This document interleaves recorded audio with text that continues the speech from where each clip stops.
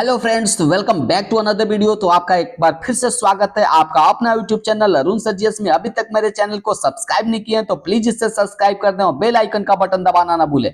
जब से न्यू अध्यापक नियमावली जो 2023 आई है तब से कई बार इसमें संशोधन हो चुके हैं। इस नियमावली के विरुद्ध दर्जनों केस हो चुके हैं पटना हाई कोर्ट में, और सुनवाई होने के बाद माननीय कोर्ट द्वारा अगली सुनवाई का डेट जो है वो भी मुकर्रर कर दिया गया है, वो भी 4 जुलाई को। इसी बीच इस नियमावली में एक बहुत बड़ा संशोधन है। जी हाँ फ्रेंड्स, सबसे बड़ा संशोधन अभी तक का इस नियमावली में हुआ है। अब देश के सभी राज्यों के अभ्यर्थी इस एग्जाम में फॉर्म भर सकते हैं। नीतीश कुमार के कैबिनेट ने बाहरी राज्यों के अभ्यर्थियों के लिए अपना पिटारा खोल दिया है।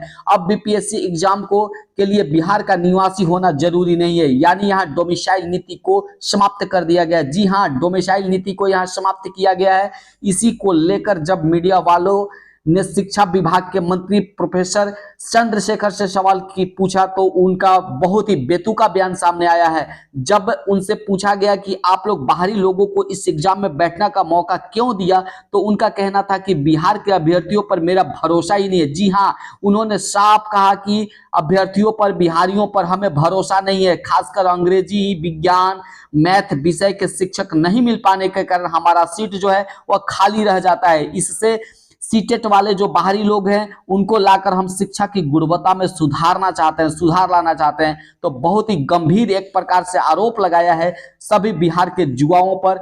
अब सवाल यह उठता है कि किस आधार पर शिक्षा मंत्री प्रोफेसर चंद्रशेखर ने बिहारियों के काबिलियत पर प्रश्न चिन्ह लगाया है। क्या इस शिक्षा मंत्री के पास ज्ञान का अभाव है? क्योंकि आपको पता है मैथ और विज्ञान के मामले में पूरे देश में बिहारियों से अच्छा कोई नहीं होता। हमारे स्कूल में मैथ और विज्ञान के विषय से कक्षा की शुरुआत होती है, और इतिहास पर नजर डाले तो आर्यभट्ट को कौन नहीं जाता, जो पाटलिपुत्र के निवासी थे, यानी इसी बिहार के रहने वाले आर्यभट्ट दुनिया के सबसे बड़ा गणितज्ञ थे।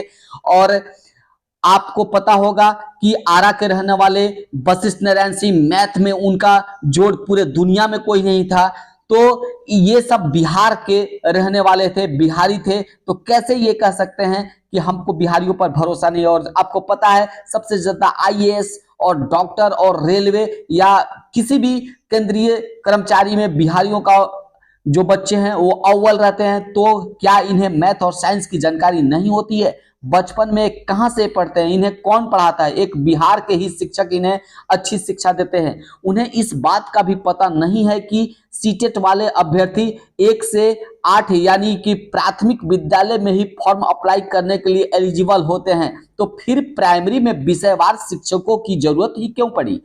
उन्हें सभी विषयों की जानकारी होनी चाहिए जो प्राइमरी में टीचर बनना चाहते हैं। तो फिर मैथ और विज्ञान और इंग्लिश विषय को लेकर बाहरी लोगों का मौका दिया जा रहा है। इस बयान को लेकर यही कयास लगाया जा सकता है कि उन्हें शिक्षा मंत्री कौन बना दिया, इन्हें नियम की जानकारी है भी या नहीं है। हमारे यहाँ शिक्षक सीटेट स्टेट दक्षता पास शिक्षण ट्रेनिंग करके आए हुए हैं, और इतना काबिलियत है इनमें कि शायद इनको भी पढ़ा दें। ये बिहारियों को बेरोजगार ही बनाना चाहते हैं और रोजी रोटी के लिए दूसरे राज्यों में दर दर भटकाना चाहते हैं, पर ऐसा इस बार नहीं होगा।